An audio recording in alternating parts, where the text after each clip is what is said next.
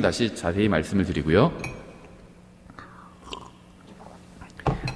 계속해서 저희 이사야서를 살펴보도록 하겠습니다. 지난 시간엔 저희가 서론에 해당하는 부분까지 살펴봤죠. 오늘은 저희가 22장까지 좀 빠르게 내용을 살펴보고 다음 시간에 이제 23장부터 66장까지 살펴보도록 하겠습니다. 잠깐 기도하겠습니다. 하나님 아버지, 주님의 은혜로 이렇게 저희가 다시 모여서 주님의 말씀을 공부하려고 합니다. 주님의 말씀에 복을 주셔서 이 말씀을 공부하는 또 저희들이 또 주님을 더욱더 닮아가게 되고 알아가게 되고 또 사랑하게 될 수 있도록 도와주시기 원합니다. 예수님의 이름으로 기도드렸습니다. 아멘. 이사야서의 개요를 먼저 좀 말씀을 드리면요. 초기 예언들이 있습니다. 1장부터 35장까지가 초기 예언들로 이루어져 있고요. 그 중에서 1장부터 12장은요. 우시야, 요담, 아하스, 치하에서 이사야가 말씀을 선포한 내용들이 나오고요. 13장부터 27장은 주의 날에 임할 민족들의 심판에 관해서 말씀하고 있죠. 28장부터 35장까지는 6가지 화가 기록되어 있습니다. 각 부분은 이스라엘 민족이 다시 모여 회복되는 환상으로 끝나게 됩니다. 두 번째는 역사적 설명을 하는 이제 삽입구가 나옵니다. 36장부터 39장까지고요. 이제 세 번째 부분은 이제 후기 예언들로 이루어져 있습니다. 그래서 이것은 완전히 정말 말 그대로 예언들로 이루어져 있고요. 그래서 이사야서의 전반부 1장부터 39장까지가 이사야 시대에 관한 이야기라면 이제 후반부 40장부터 66장까지는 이사야 시대에 관한 이야기가 아닙니다. 이사야 이후에 일어날 예언들에 관한 것이죠. 그래서 성경을 믿지 않는 비평가들은 이 40장부터 66장 이 내용 때문에 이사야서의 연대를 좀 더 많이 후기로 봅니다. 우리는 이제 이사야서의 연대를 BC 700년경으로 보거든요. 그런데 성경을 믿지 않는 비평가들은요, 이 40장부터 66장의 내용 때문에 바벨론 포로 완전 이후로 이렇게 본다는 거죠. 그래서 40장부터 66장까지의 내용이 후기의 예언들을 다루고 있는데요. 40장부터 48장까지는 바벨론에서 구원이 약속되는 내용이고요. 49장부터 57장까지는 종의 고난과 영광, 예수님에 관한 예언이 주로 차지하고 있죠, 이 부분에. 그다음에 58장부터 66장까지는요, 다가오는 시대의 영광을 다루고 있습니다. 그래서 각 부분은 열쇠가 되는 핵심 장으로 시작을 하고요. 각 부분은 마지막 때의 사악한 자들에게 임할 형벌에 관해서 말하는 두 부류에 대한 이제 설명으로 끝을 맺게 됩니다. 좀 독특한 구조로 끝을 맺게 되는데요. 여기서 이제 주로 사악한 자들은 주로 이제 적그리스도와 그 적그리스도를 따르는 자들이라고 볼 수가 있겠죠. 왜냐하면 이 40장부터 66장까지는 주로 이제 미래의 예언을 다루고 있고요. 이제 물론 이제 여기서 말하는 미래가 예수님 초림에 해당하는 것도 있고 이제 또 재림에 해당하는 것들도 있습니다. 근데 이제 문맥을 보면 다 그런 건 아닌데 심판과 관련된 문맥은 대부분이 대환란, 재림의 문맥이라고 이렇게 보시면 됩니다. 이사야서에는요, 귀 기울여야 할 23가지 명령이 나옵니다. 또 구약성경은 살아있는 책이기 때문에 구약성경에는 아직 성취되지 않은 많은 예언들이 기록되어 있어요. 그러니까는 예수님에 관한 예언이 800개 정도라면 이제 초림에 관한 예언이 300개고 재림에 관한 예언이 500개입니다. 그러니까 구약 성경에 나온 예언 중에는 성취된 것들도 많이 있지만 아직 성취되지 않은 게 훨씬 더 많다는 겁니다. 이제 각 장의 내용을 좀 살펴보면요. 1장에서 하나님께서는 유다를 향해서 논쟁을 하십니다. 그래서 유다, 이스라엘의 남한국이죠. 이스라엘 자손들과 이제 유다, 특히 유대인들과 논쟁을 하시는 장면이 나옵니다. 그러면서 이렇게 시작하는데요. 1장 2절에 오 하늘들이여 들으라, 오 땅이여 귀를 기울이라. 하나님께서 답답하신 거죠. 하늘과 땅을 불러서 이제 증인을 삼으시는 것이고 이제 말씀을 막 어떻게 보면 토설하시는 거예요. 그런데요, 이게 신명기 32장과 굉장히 유사합니다. 신명기 32장에는 이제 모세의 노래가 기록되어 있는데요. 이 1장이 이 단어 대 단어로 정확히 매치하는 건 아니지만 굉장히 비슷해요. 거기서도 하늘과 땅을 불러서 귀를 기울이라 이런 얘기가 나오거든요. 그래서 이 이사야서는요, 내용적으로 보면요, 이 신명기와 연결이 된다고 볼 수가 있어요. 그러니까 신명기는 이제 가나안에 들어가기 바로 이제 직전에 그러니까 가나안에 이제 들어와서 하나님께서 이스라엘 백성에게 이제 자신의 법을 세우시는 그러한 책이 신명기잖아요. 그리고 나서 이제 수백 년이 흘러서 이스라엘 백성은 제대로 법을 따르지 못했습니다. 하나님께서 신명기에서 법을 주시면서 너희가 이 법대로 하면 복을 줄 것이고 복을 받아서 그 약속의 땅에서 뿌리를 내리고 거하게 될 것이고 하나님의 말씀대로 하지 않으면 뿔뿔이 흩어지게 될 것이다. 이렇게 경고의 말씀을 하셨는데요. 실제 역사에선 이스라엘은 하나님께 순종하지 않았죠. 그래서 뿔뿔이 흩어지게 되었습니다. 그래서 이제 흩어지게 되었기 때문에 이제 하나님께서는 다시 책망을 하시고, 책망하시는 가운데서도 이제 소망을 주시는 거죠. 다시 회복의 소망을 주시는 장면입니다. 그래서 이사야서는요, 신명기의 속편에 해당한다고 볼 수가 있어요. 그래서 신명기가 끝나는 곳에서 이제 이사야서가 시작한다. 이렇게 보실 수 있습니다. 유다를 향한 주님의 고발이 나오는데요. 1장 2절부터 6절까지의 내용입니다. 그냥 쭉 읽어보면, 오 하늘들이여 들으라, 오 땅이여 귀를 기울이라. 주께서 말씀하시기를 내가 자식들을 먹이고 키웠거늘, 이스라엘 백성 말씀하시는 거죠. 그들이 나를 거역하였도다. 칼빈주의와 반대죠. 칼빈주의는 거역할 수 없다고 하잖아요. 성경엔 하나님을 거역하는 사람들 너무나도 많이 나오고요. 이건 지금 교회도 마찬가지예요. 하나님 거역한 교회가 얼마나 많아요. 다른 사람 얘기할 것도 없이 우리도 하나님 거역할 때가 굉장히 많죠. 소도 자기 주인을 알며 나귀도 자기 주인의 구유를 알건만은 이스라엘은 알지 못하며 내 백성은 깊이 생각하지 못하는도다 하였도다. 아, 죄 많은 민족이요 불법을 짊어진 백성이요 악을 행하는 자들의 씨요 부패시키는 자들이로다. 이게 사실은요, 지금 이스라엘 백성의 상태입니다. 그러니까 이게 이제 이사야 시대의 이스라엘 백성의 상태였잖아요. 근데 이때부터 지금까지 이스라엘 백성의 영적 상태는 변한 적이 한 번도 없어요. 지금도 이스라엘 백성의 영적 상태는 이렇다는 겁니다. 그러니까 우리가 뭐 유대인식 자녀교육 이런 거 따를 필요가 없어요. 성경식을 따라야지 왜 유대인식을 따라요? 유대인들은 부패한 사람들인데, 부패한 자식들이로다 이렇게 말씀하고 있죠. 그들의 주를 버리고 이스라엘의 거룩하신 이의 분노를 일으키며 뒤로 갔도다. 그러니까 주님을 버리는 건요, 전진하는 게 아니라 후퇴하는 거예요. 그렇죠. 뒤로 갔도다. 너희가 어찌하여 더 많이 맞으려 하느냐. 그러니까 하나님의 말씀을 거역하는 건요, 스스로 자해하는 거나 마찬가지입니다. 매를 번다 그러죠. 그냥 잘못했으면 잘못했습니다. 용서해 주세요. 이러면은 매를 안 때릴 텐데, 제가 뭘 그렇게 잘못했는데요. 왜 꼭 그렇게 해야 되는데요. 이렇게 대드는 애들이 있어요. 그렇죠. 매를 버는 거예요. 어찌하여 더 많이 맞으려 하느냐. 너희가 더욱더 반역하려 하는도다. 온 머리는 병들었고 온 마음은 기진하였으며 발바닥에서부터 머리까지 그 안이 성한 곳이 없이 상처와 멍과 골문 종기뿐이거늘. 욥의 모습과 같죠. 욥의. 그것들을 꿰매고 싸매고 향유를 발라 아픔을 달래지 못하였도다. 완전히 영적으로 병들었는데 치료받을 생각도 없어요. 이게 정말 큰 문제라는 거죠. 유대인들의 문제는 하나님을 알지 못하고 그분에 대해 생각하지도 않는다는 것이 유대인들의 문제였습니다. 그러니까 참된 하나님을 알지도 못해요. 찾지 않기 때문에. 그냥 어떤 종교적인 껍데기만 남아있어요. 참된 하나님을 알지 못하고 있다는 거죠. 예레미야 8장 7절 참으로 하늘의 황새는 자기의 정한 때를 알며 산비둘기와 두루미와 제비는 자기의 울 때를 알거니와 내 백성은 주의 심판을 알지 못하는도다. 하나님 이름은 알아요. 그분이 과거에 우리 조상들에게 어떤 일을 하셨는지는 알아요. 근데 정작 중요한 건 몰라요. 하나님과의 관계는 없고요. 심판이 임한다는 사실도 알지 못하고 있어요. 누가복음 19장 42절부터 44절에 보면 이르시되 적어도 이날 즉 내 날에만이라도 너 곧 내가 내 화평에 속한 일들을 알았더라면 얼마나 좋았으리요. 그러나 지금 그 일들이 내 눈에 숨겨졌도다. 날들이 내게 이르리니 그때 내 원수들이 내 주위에 도랑을 파고 너를 둘러싸서 사면으로 가두며 또 너와 내 안에 있는 내 자녀들을 땅에 쓰러뜨리고 내 안에서 돌 하나도 다른 돌 위에 남기지 아니하리라. 이는 너를 돌아보는 때 내가 알지 못하였기 때문이라 하시니라. 하나님께서는요, 백성을 돌아보실 때가 있었어요. 자기의 자녀들을 돌아보실 때가 있었는데 그런 하나님의 일하시는 걸 다 무시해버린 겁니다.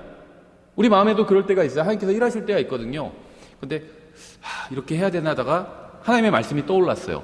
그러니까 내가 어떤 일을 두고 고민하고 있는데 그 일과 관련된 하나님의 말씀이 떠올랐어요. 그럼 성령님께서 말씀을 통해서 역사하신 거거든요. 그래 맞아, 이런 말씀이 있어. 이렇게 해야 되나 고민하다가 그냥 이번엔 그냥 내 생각대로 하자. 무시해버릴 때가 있어요. 그렇죠. 그런 상황인 겁니다. 오직 백성이 하나님께로 돌아올 때만 문제는 해결될 수 있습니다. 항상 답은 하나님께 있어요. 하나님께 돌아와야지만 문제가 해결돼요. 근데 돌아오지 않은 거죠. 이스라엘 백성은 불법과 제약이 가득하고 악을 행하는 부패한 민족이었습니다.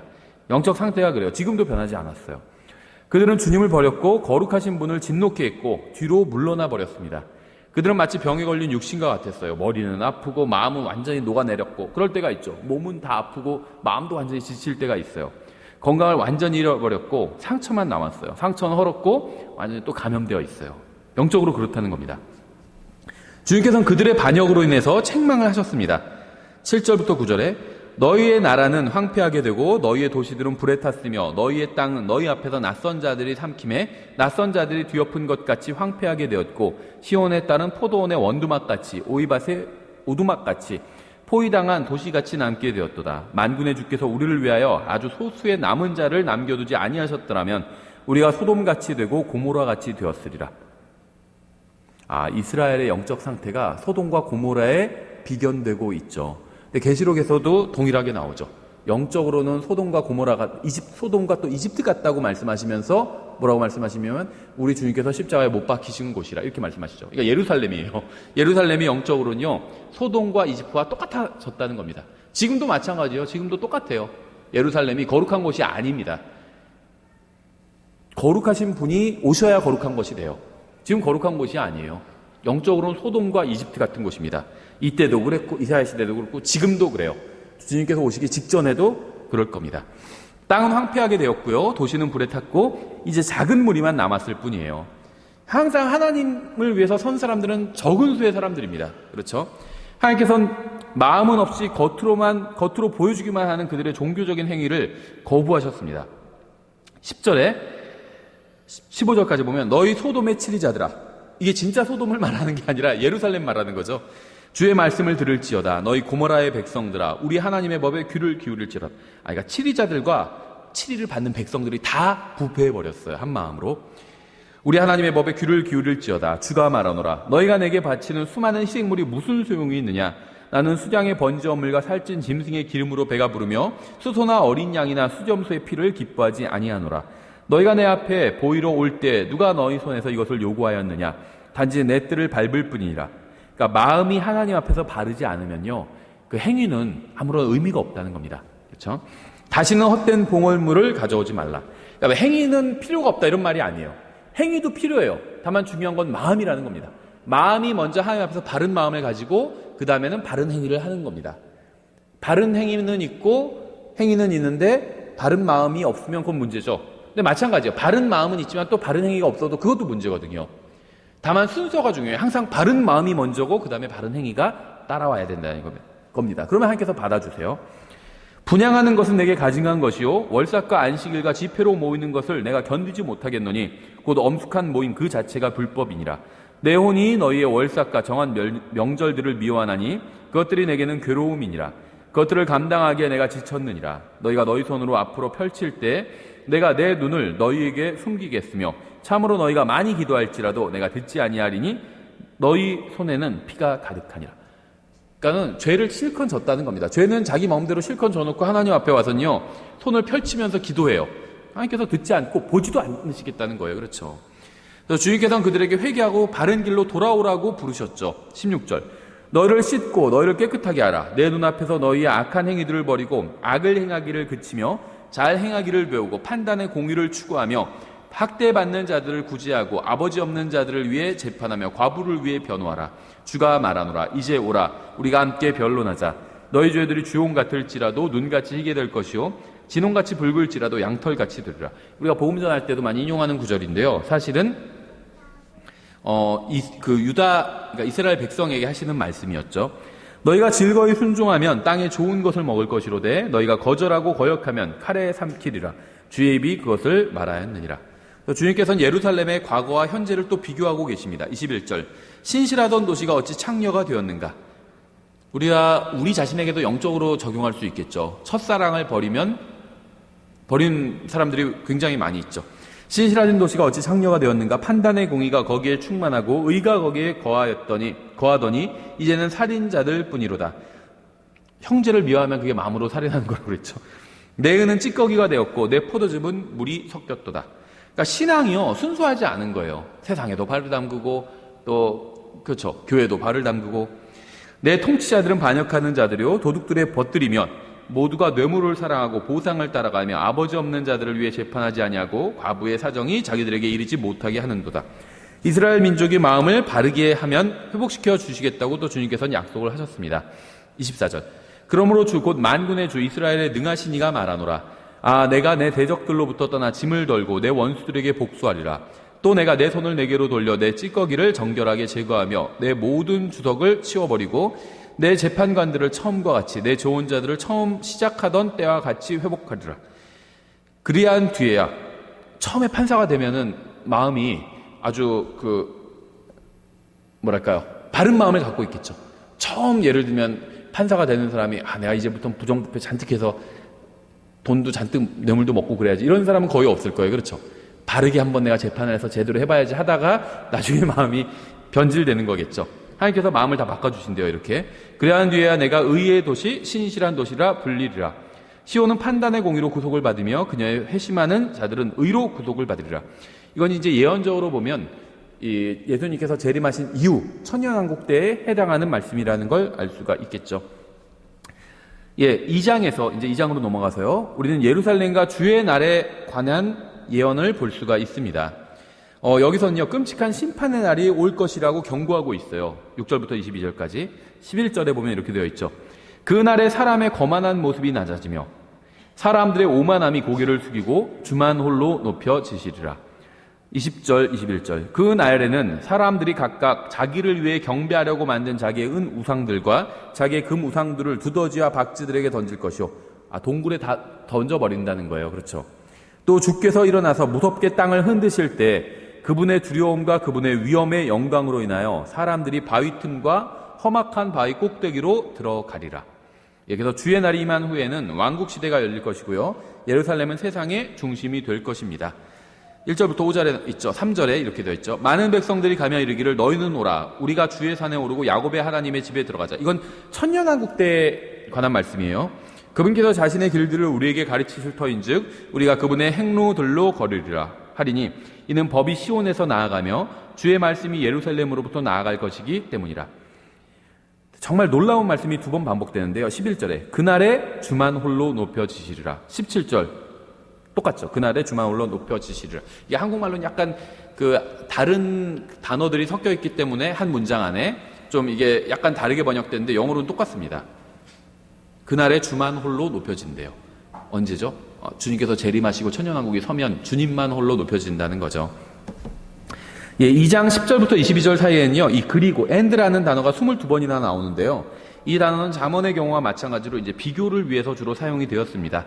그래서 여기서는 인간의 교만으로 스스로 높아진 어떤 상태와 주님의 심판을 받고 또 내던져진 상태에 관해서 이 두 상태를 비교하고 있어요. 그러니까 사람이 아무것도 아니에요. 정말 나중에 하나님 앞에서 심판받고 나면요, 정말 인간이 아무것도 아니었다는 사실을 알게 될 겁니다. 그 두 상태를 비교하고 있죠. 2장 1절부터 4장 6절까지의 말씀은요, 하나님께서 유다를 벌하시는 두 번째 이유가 나오는데요. 여기에는 주님께서 책망하시는 이유 중에는요, 이런 내용이 있는데요. 3장 12절 앞부분에 내 백성으로 말하건대 아이들이 그들을 학대하며 이렇게 얘기하고 있어요. 아이들이 백성을 학대한대요. 이게 무슨 말일까요? 좀 생각해 볼 만한 말인 것 같아요. 이게요, 아무리 부강하고 막강한 국가도요, 거리에서 사고치는 10대 청소년들의 문제를 해결하지 못해요. 그러니까는 아이가, 중국에서도 이제 그 산하 제한 정책이 있었잖아요. 지금도 그런지 모르겠는데, 중국이 첫째만 하나만 낳을 수 있고, 둘째를 낳으면 세금을 많이 낸다든지, 지금도 그런지 모르겠어요. 인구를 제한하기 위해서 그런 식으로 했던 때가 있는데요. 그러다 보니까 이제는 중국이 자녀가 이제 하나다 보니까 귀하잖아요. 그러니까 이제 자녀가 원하는 걸 다 막 해준다는 거예요. 그래서 소황제라는 말이 있었죠. 요즘은 좀 들어간 것 같아요. 10년 전에 그런 말들이 뉴스에서 나오곤 했었어요. 중국에서는 아이들이 소황제다. 그러니까 아이들을 막 떠받들고 산다는 거죠. 그런 것과 관련 있는 말씀으로 보여요. 이제 영적으로 좀 적용해 보면요. 그러니까 아무리 부강한 국가도요, 이 10대 청소년들의 문제를 해결하지 못합니다. 미국은 세계에서 가장 부강하고 강력한 국가죠. 10대 청소년 문제가 굉장히 심해요, 미국도. 우리나라도 마찬가지죠. 하나님으로부터 권위를 부여받은 자들이 제대로 법을 실행한다면 문제를 바로잡을 수도 있겠죠. 그런데요, 문제를 바로잡지 못했습니다. 아이들이 날뛰는데요, 잘못하고 그러는데 어른들이 쩔쩔매고 있어요. 어떻게 보면 요즘 그 학교의 모습을 또 보는 것 같아요. 중고등학교. 예전에는 어떻게 했었죠? 아이들이 말 안 들으면요, 선생님이 나와 해가지고 다 강목이나 야구방망이 같은 걸로, 저 이제 남학생들은 때렸거든요. 그러니까 아이들이 선생님보다 더 위에 있지를 않았어요. 선생님 한 분이고 아이들은 저희 때는 60명이었는데도요. 말 안 들으면 다 줄 쫙 세워서 빠따로 한마디로 쳤습니다. 요즘은 그렇게 못하죠. 난리가 나요. 그렇게 했다간 다 핸드폰 딱 꺼낸다고 하더라고요. 동영상 촬영한다고 하더라고요. 선생님이 이렇게 학생 팬다고. 쩔쩔매고 있어요, 선생님들이. 그래서 가끔 그런 기사도 봐요. 선생님이 막 맞았다는 기사들이 나와요. 학생들한테. 예. 내 백성으로 말하는데 아이들이 그들을 학대하며. 아이들을 막 너무 높여준 거예요. 예. 성경에서는요, 아이들, 그러니까 이제 청소년 말하는 거예요, 주로. 아이들. 그러니까 초등학교부터 중학교, 고등학교, 이런 아이들은 때리라고 말씀하고 있어요, 성경에서는. 그래도 죽지 않는데요. 잠언에서 특히 그렇게 말씀하고 있잖아요. 그렇죠. 근데 권위를 부여받았다는 사람들, 국가 어떤 경찰 공무원, 또 선생님도 권위가 있는 거죠. 권위를 제대로 활용하지 못하고 있으니까요. 결국 문제가 생긴 겁니다. 근데 그 이유가 나와 있어요. 12절 중간에 여자들이 그들을 다스리는도다 이렇게 되어 있어요. 이게 뭐 저는 성차별적인 거나 그런 게 아니라요. 하나님께서 부여해 주신 그 역할이 다르다는 겁니다. 그러니까 여자가 더 능력이 없다 이런 얘기를 하는 게 아니에요. 여자도 남자보다 더 똑똑한 사람 많고요. 그러니까 남자도 똑똑한 사람 있고 멍청한 사람 있죠. 여자도 똑똑한 여자 있고 멍청한 여자도 있고요. 그러니까 이게 뭐 IQ의 문제는 아니에요. 그렇죠. 여자도 똑같아요. 남자랑 IQ랑 이런 건 다 똑같아요. 다만 이제 역할이 좀 다르다는 거죠. 하나님께서 여자를, 우리가 가정과 결혼 시간에 좀 공부를 하겠지만 여자를 창조하신 목적이 있고 남자를 창조하신 목적이 있거든요. 역할이 다르다는 겁니다. 여성 판사, 여성 장군, 뭐 여성 장관, 여성 경찰 이런 것들은요 좀 하나님의 말씀에 맞지 않는 거예요. 그렇죠. 예외적인 경우도 있겠죠. 그런데 사실은 맞지 않는 겁니다. 그렇죠. 요즘 이런 얘기하면은 굉장히 막 무슨 중세에서 왔냐 막 이런 얘기를 듣는데요. 뭐 여성 경찰 권력을 행사하기에 좀 한계가 있어요. 여자가 경찰로서 행사하기에. 그렇죠. 좀 맞지는 않는 겁니다. 그러니까 여자들이 그들을 다스리는도다. 하나님께서 지금 나라가 망가져 버렸는데 그 원인을 이렇게 꼽고 있다는 겁니다. 그러니까 아이들이 이 어른들을 학대하고 있고요. 또 여자가 다스리고 있다. 이게 다 잘못된 거라고 말씀하고 있어요. 하나님께서는요, 여자들이 다스리는 나라는 잘못되었고 결국 갈 길을 잃게 될 것이라고 말씀을 하셨습니다. 12절 전체를 읽어보면 내 백성으로 말하건대 아이들이 그들을 학대하며 여자들이 그들을 다스리는도다. 오 내 백성아 너를 인도하는 자들이, 여자들이죠, 너로 하여금 잘못하게 하며 내 행로들의 길을 무너뜨리느니라. 제가 뭐 편견을 갖고 얘기하는 건 아니고요. 그 여자 목사님들 중에 굉장히 막 따뜻하게 성도들을 대하시고 이런 분들이 있습니다. 저도 들어봤어요.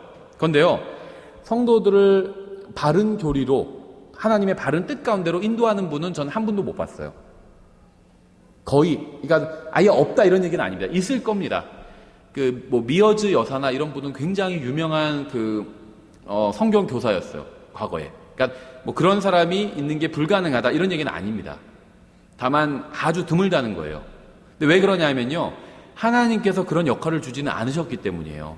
여성들에게 그 교회를 전체 교회에 인도하고 목회를 하라고 이렇게 부르시지는 않았기 때문입니다. 그러니까 하나님의 뜻에 어긋나기 때문에 하나님의 뜻에 어긋나는 일을 하다 보니까는 그게 제대로 열매를 맺을 수가 없는 거죠. 다만 이제 그렇다고 해서 여자들은 성경을 가르치면 안 된다 이런 얘기를 하는 건 아니에요. 여자들도 성경을 가르쳐야죠. 누구에게? 남자에게 권위를 행사하면 안 되지만 아이들에게 권위를 행사할 수가 있습니다. 그렇죠. 자기의 자녀들 또 아니면 아이들, children. 그러니까는 미성년 아이들에겐 남녀를 구분하고 성경을 가르칠 수 있죠. 예, 그래서 충분히 주일학교에서 그 아이들을 성경 가르칠 수 있고요. 그게 첫 번째고, 두 번째는 자기보다 더 어린 여자에게 성경을 가르칠 수가 있어요.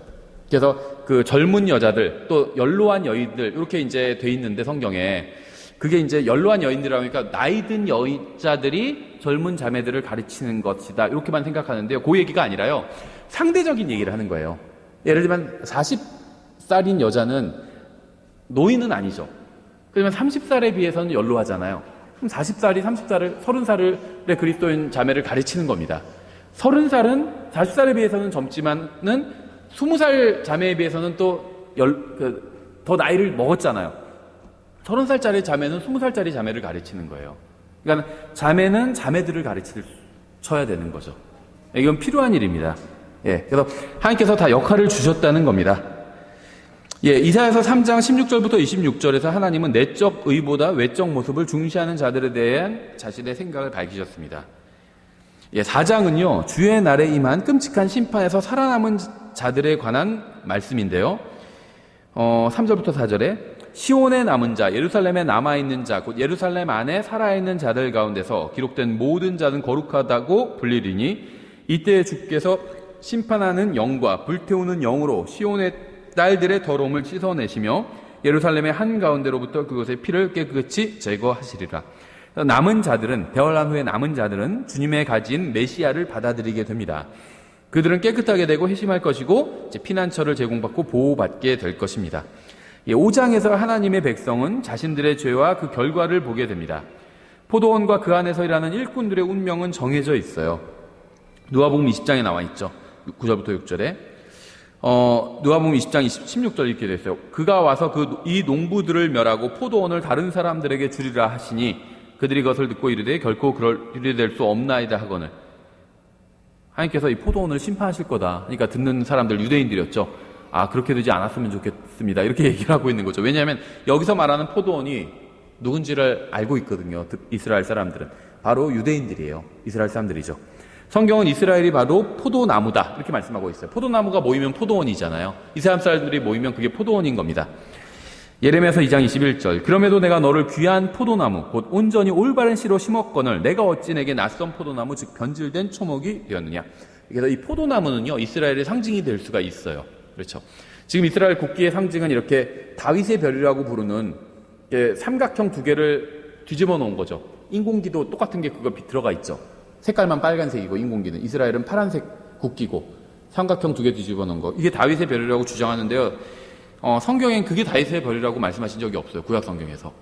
오히려 이것은 램판의 별, 우상이라고 보시면 됩니다. 현대 이스라엘이 국기로 삼고 있는 그 표식은 이거는 하나님을 믿는 믿음과는 관련이 없는 거예요. 오히려 우상과 관련이 있습니다. 이스라엘 표식은요 뭐냐면요 오히려 이런 포도나무라든지 아니면 차라리 불타는 가시덤불 모세가 광야에서 봤던 그게 이제 이스라엘의 상징이 될 수가 있겠죠. 별이 이스라엘의 상징이 아니라는 겁니다. 나무가 이스라엘의 상징이에요. 구약 성경에 보면. 그러니까 지금 현대 유대인들이 구약 성경도 믿지 않는다는 것을 우리가 알 수 있겠죠. 예레미야서 12장 10절 많은 목양자들이 내 포도원을 부수고 내 몫을 발밑에서 짓밟으며 내가 기뻐하는 몫을 황폐한 광야로 만들었도다. 시편 80편 8절 주께서 포도나무 한 그루를 이집트에서 가져다가 이교도들을 쫓아내시고 그것을 심으셨나이다. 이스라엘 전체를 포도나무 한 그루다. 아예 이렇게 말씀하고 있죠. 아예 대놓고 이스라엘이 포도나무다 이렇게 말씀하고 있는 거고요. 호세아서 10장 1절 이스라엘은 텅 빈 포도나무요. 포도나무인데요. 열매가 하나도 없어요. 그럼 포도나무가 의미가 있을까요? 의미가 없어요. 포도나무는 포도가 주렁주렁 열려야 의미가 있죠. 이스라엘은 텅 빈 포도나무요. 자기를 위해 열매를 맺는 나무로. 원래 열매는 누구를 위해서 맺죠? 주인을 위해서 맺어야 되잖아요. 나무가 자기를 위해서 맺어요. 굉장히 이기적인 나무죠. 잘못된 나무예요. 자기 열매가 많은 대로 그가 제단들을 늘렸으며 자기 땅이 좋은 대로 그들이 좋은 형상들을 만들었다. 하나님께서 잘 가꿔주시니까요. 그런 풍족해졌어요. 살만해지니까 이제는 우상을 섬기기 시작했다는 거죠. 8절부터는 저주가 시작됩니다. 먼저 농업을 하는 사회는 무너뜨리고 도시를 건설한 자들에게 저주를 퍼붓고 있어요. 8절부터 10절에 가옥에 가옥을 이으며 원래는 가옥이 하나씩 있었죠. 옛날에는. 그런데요. 가옥에 가옥을 잇는데요. 이건 무슨 빌라나 아파트를 설명하고 있는 거죠. 전토에 전토를 더하여 마침내 빈 곳이 없게 하고 땅의 한가운데서 홀로 거주하려는 자들에게 화가 있을지어다. 만군의 주께서 내 귀에 이르시되 진실로 많은 가옥이 크고 아름다울지라도 아파트가 막 요즘 막 20층만 해도 높은데요. 막 이제 20층도 아니에요. 새로 짓는 건 막 다 30층짜리 짓고 있죠. 가옥이 크고 아름다울지라도 밤에 보면요 굉장히 예뻐요. 막 아파트 겉에 막 불빛 같은 걸 다 장치를 해놔가지고 옆에서 보면 막 웅장하고 무슨 성 같고요. 굉장히 예쁘게 해놨어요. 가옥이 크고 아름다울지라도 황폐하게 되어 거주하는 자가 없으며 참으로 10에이커 포도원이 1바스를 내고 1호메레시가 1에바를 내리라 하셨도다. 이 열매가 적다는 겁니다. 있는 것에 비해서 열매가 없어요. 사람들 아파트에 잔뜩 빼곡히 들어가 있는데요. 아파트 막 한 단지에 보통 1000세대 막 이렇게 들어가 있잖아요. 2000세대 있는 데도 있고 큰 단지는. 사람들은 빼곡히 들어가 있어요. 2000세대인데 한 가정당 3명, 4명이면은 막 7,000명, 8,000명이 살고 있잖아요, 한 단지에. 예. 하나님을 두려워하는 사람이 없어요. 하나님을 기쁘시게 되는 사람이 없어요. 그 몇천 명 중에. 그렇죠. 열매가 없어요. 그렇죠. 예, 그래서 저주하고 있고요, 성경에서. 그 다음에 이제 술 취한 자들을 저주합니다. 주목할 점은요, 술이 항상 감각적인 음악과 함께 한다는 사실이에요. 11절부터 12절에 아침에 일찍 일어나 독주를 따라가되 밤이 될 때까지 계속 따라가 마침내 포도주로 붉게 된 자들에게 화가 있을지어다. 그들이 자기들의 잔치에는 하프와 현악기와 작은 붓과 피리와 포도주를 갖추었어도 주의 일은 중히 여기지 아니하며 그분의 손이 행하시는 것도 깊이 생각하지 아니하는도다. 그래서 이스라엘은 포로로 사로잡혀 갈 것이라고 경고하고 있습니다. 13절 그러므로 내 백성이 지식이 없으므로 포로로 잡혀갔으며 그들의 존귀한 자들은 굶주리고 그들의 무리는 갈증으로 목마르게 되었도다. 뿐만 아니라 그들은 지옥에까지 던져지게 될 것이라고 말씀하고 있죠. 14절 그러므로 지옥이 자기를 확장하고 한량없이 자기 입을 벌렸은즉 그들의 영광과 그들의 큰 무리와 그들의 영화와 또 기뻐하는 자가 거기로 내려가리로다. 그리고 이제 최종적으로 심판을 받게 되겠죠. 16절 오직 만군의 주는 판단의 공의 가운데서 높여지시며 심판하신다는 거죠. 판단의 공의 가운데서 높여지시며 거룩하신 하나님은 의 가운데서 거룩히 구별되시리로다. 큰 양자 심판에서 하나님께서 판단의 공의를 하시면 높임을 받으시겠죠. 아, 저분이 정말 창조주시고 심판자가 되는구나. 거기서 많은 사람들이 깨닫겠죠. 예, 그래서 이것은요, 구원받지 못한 사람이 처해지게 될 세 단계인 죽음, 지옥, 큰 양자 심판을 보여주고 있습니다. 아무리 죄인들이 담대해도 결국 정죄를 받게 될 거예요. 19절 그들은 이르기를 그분께서 서둘러 자신의 일을 속히 이루사 우리가 그것을 보게 하고 예수님 다시 오신다며 빨리 오시라고 그래. 지금 그런 거예요. 그분께서 서둘러 자신의 일을 속히 이루사 우리가 그것을 보게 하고 또 이스라엘의 거룩하신 이의 계획이 가까이 다오게 하고 우리가 그것을 알게 할 것이라 하는도다. 빈정되고 있는 거예요. 오신다며 재림하신다며 심판하신다며 그럼 하시라고 그래. 빨리 하시지. 왜 이렇게 지금 안 하시고 있는 거야? 빈정되고 있는 거죠. 담대하게 막 하나님을 욕하는 사람들 요즘 너무나 많이 있어요. 죄인들은 얼굴과 얼굴을 마주보고 하나님과 다투고 싶어해요. 그렇죠. 우리가 그것을 알게 하라. 거룩하신 이랑 우리가 보게 해라. 이렇게 얘기하고 있죠. 예, 결국 보게 될 거예요. 큰일 나는 심판에서 얼굴과 얼굴을 맞대고 하나님을 보게 되겠죠. 교만한 자들에게도 저주가 임할 것입니다. 20절부터 21절 악을 선하다 하며 선을 악하다 하고 어둠으로 빛을 삼으며 빛으로 어둠을 삼고 쓴 것으로 단 것을 삼으며 단 것으로 쓴 것을 삼는 자들에게 화가 있을지어다. 자기 눈에 지혜로운 자들과 자기가 보기에 분별 있는 자들에게 화가 있을지어다.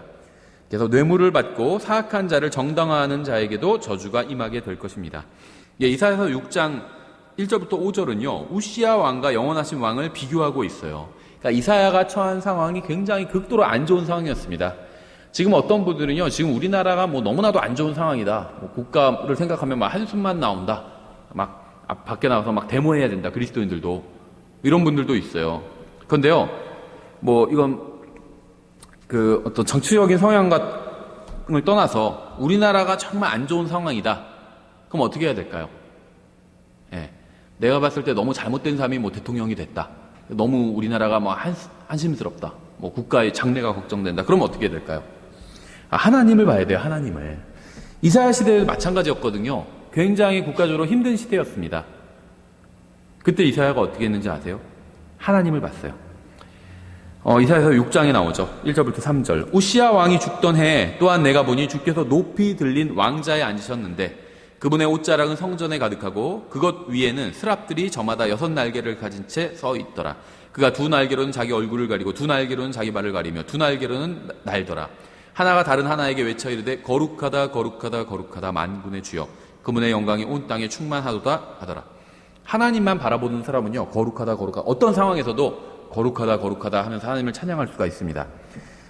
인간 왕 한쪽은 죽었죠. 우시야 왕이 죽던 해 한쪽 왕은 죽었고요. 다른 한쪽 왕은 지금도 살아계셔도 왕자에 앉아 계세요.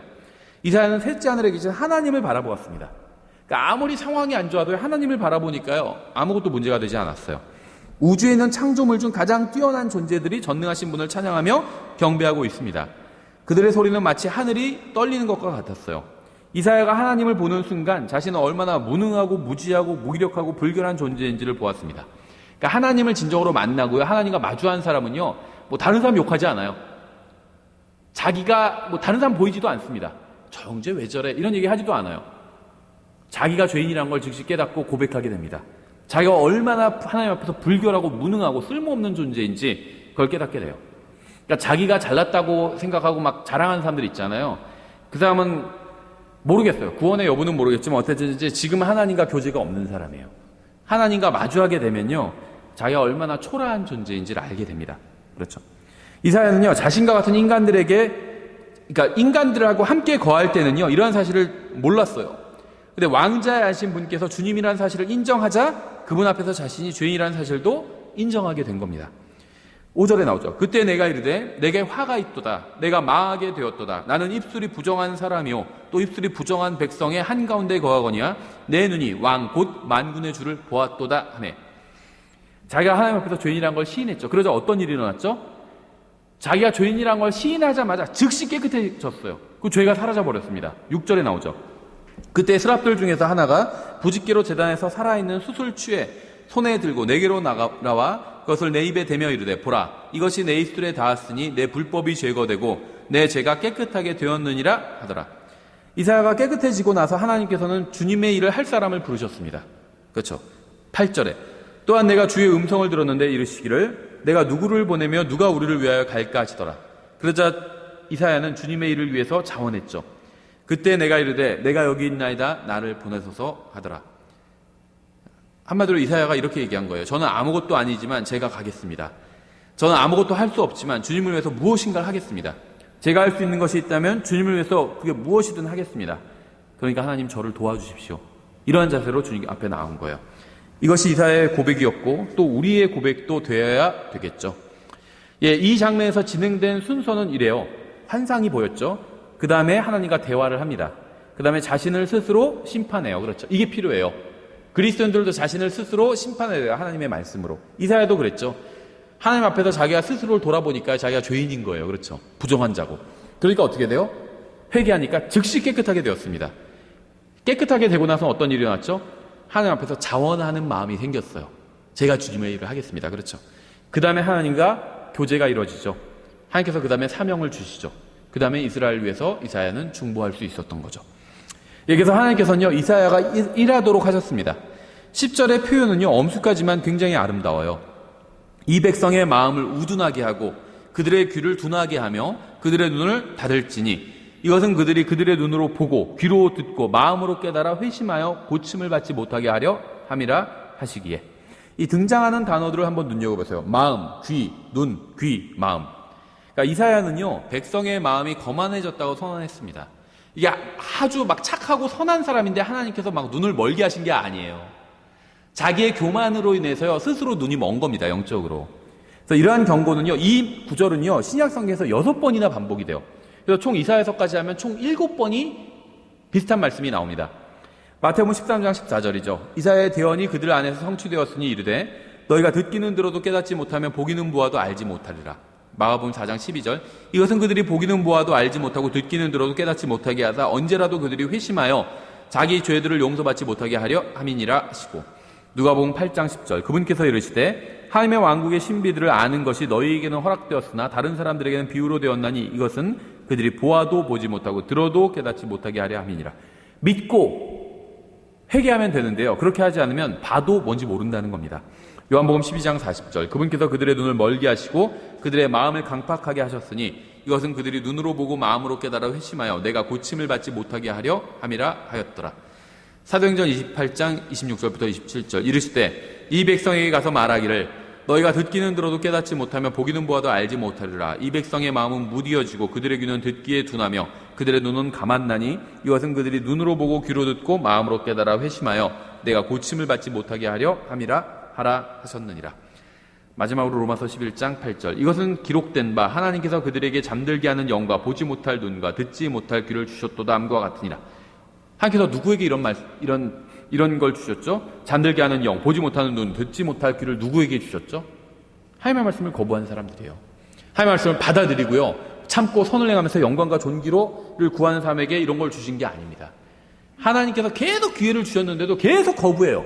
그럼 하나님께서는 나중에는 잠들게 하는 영과 보지 못할 눈과 듣지 못할 귀를 주시는 겁니다.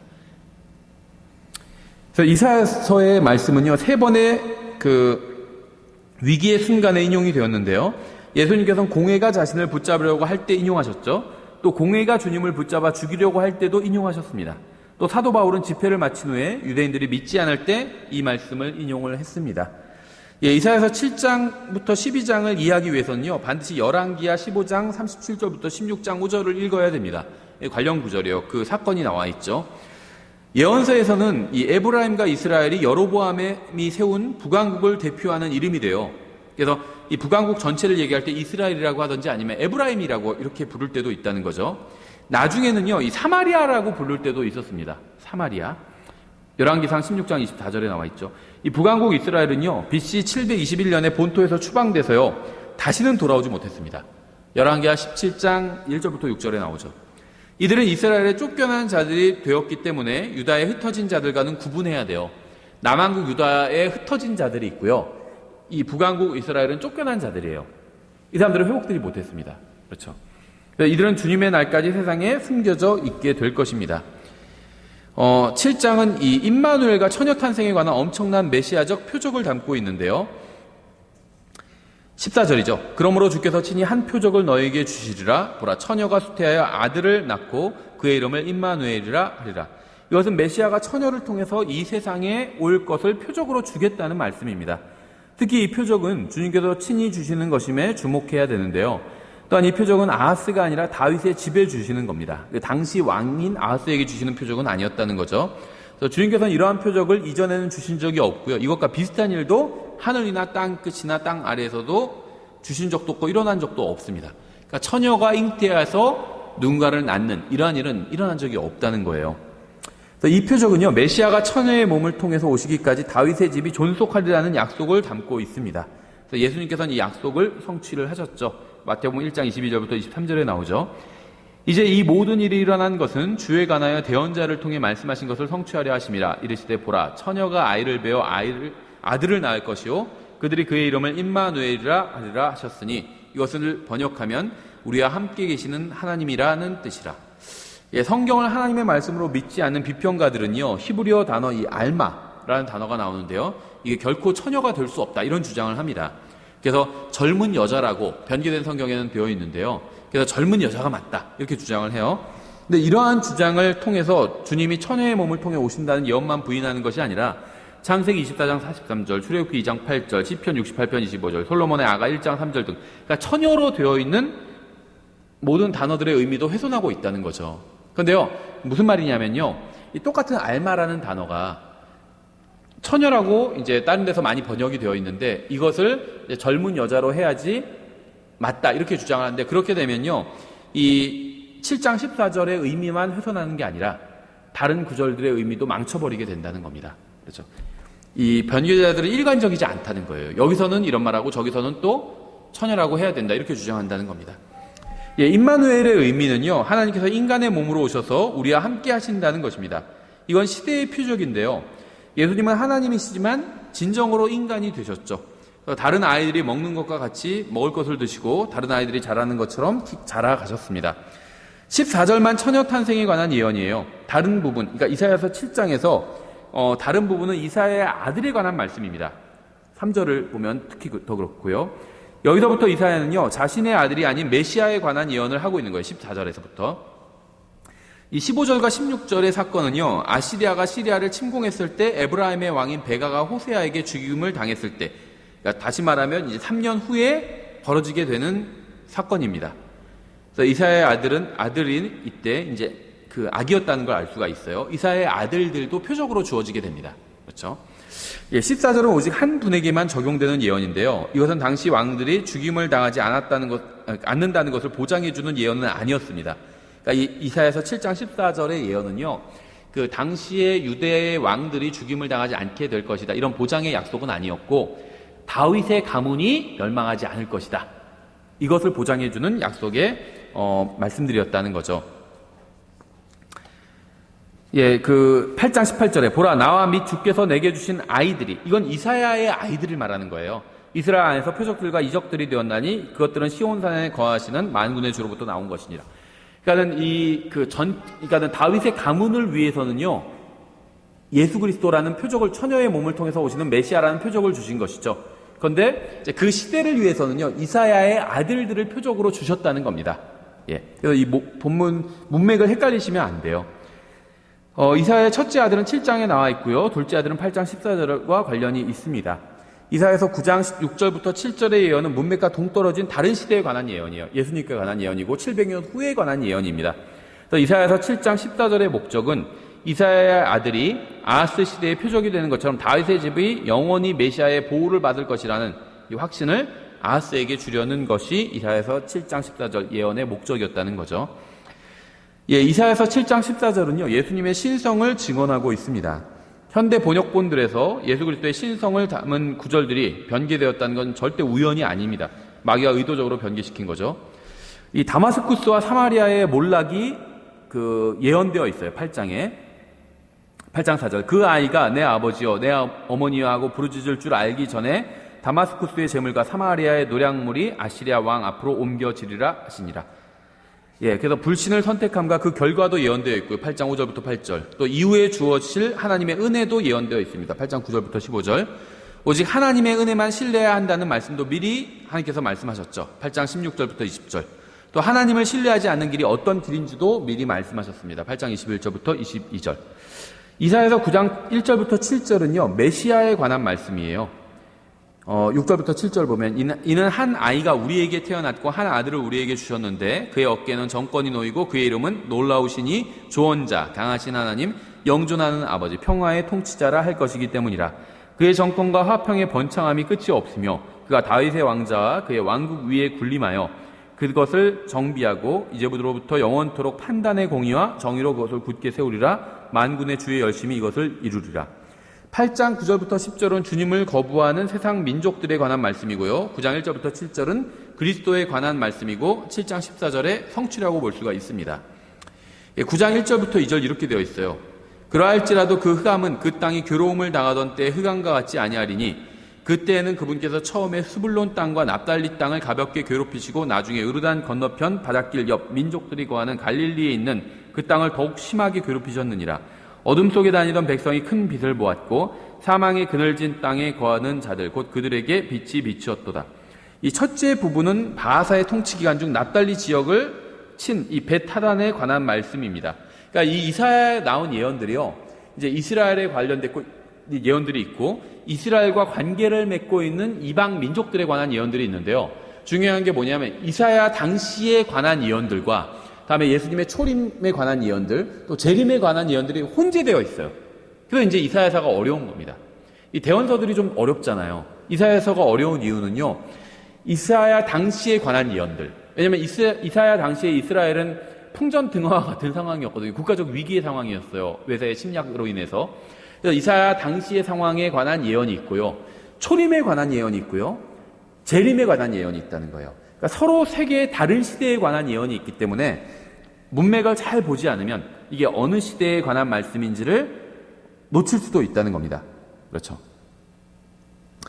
예, 그래서 이사야서 9장 1절부터 2절 첫째 부분은 바하사의 통치 기간 중 납달리 지역을 친 벤하닷에 관한 예언이었습니다. 열왕기상 15장 20절부터 21절에 이 벤하단이 어떻게 이제 쳤는지를, 이스라엘을 쳤는지, 유다를 쳤는지, 납달리 지역을 쳤는지가 자세히 나와 있죠. 또 빛에 관한 말씀은 누가복음 1장에서 인용하고 있죠. 1장 79절에서 어둠과 사망의 그늘에 앉은 자들에게 빛을 주고 우리 발에 화평의 길을 인도하셨도다 하리라. 이것은 예수님과 관련된 예언이죠. 이사야 당시의 예언은 아니라는 거죠. 그러니까 이 한 문맥 안에 여러 시대를 향한 예언들이 혼재되어 있어요. 예, 그 다음 부분은 하사엘이 길르앗을 칠 때에 관한 말씀입니다. 열왕기하 10장 32절 33절이 관련 구절이죠. 그래서 이 납달리, 이 땅은요, 아시리아 군대에 의해서 괴롭힘을 당한 지역이었어요. 그러니까 이 외세의 침략에 특히 취약한 지역이었다는 거죠. 이 납달리 지역이. 열왕기하 15장 29절에 나와 있습니다. 납달리가 얼만큼 괴롭힘을 당했는지가 나와 있고요. 그래서 주님께서는 이 지역에 관한 예언을 주시면서 메시아가 비춰주는 빛을 약속하셨어요. 특히 외세의 침공에 시달리던 이 지역에 대한 말씀, 예언을 주시면서 메시아가 나중에 빛을 비춰주실 것이다. 이런 약속을 주신 것이죠. 9장 6절에서 이는 한 아이가 우리에게 태어났고 한 아들을 우리에게 주셨는데 이렇게 말씀하고 있죠. 하나님의 선물이고 영원하신 생명이신 예수 그리스도께서 유대인 가정에서 태어나셨죠.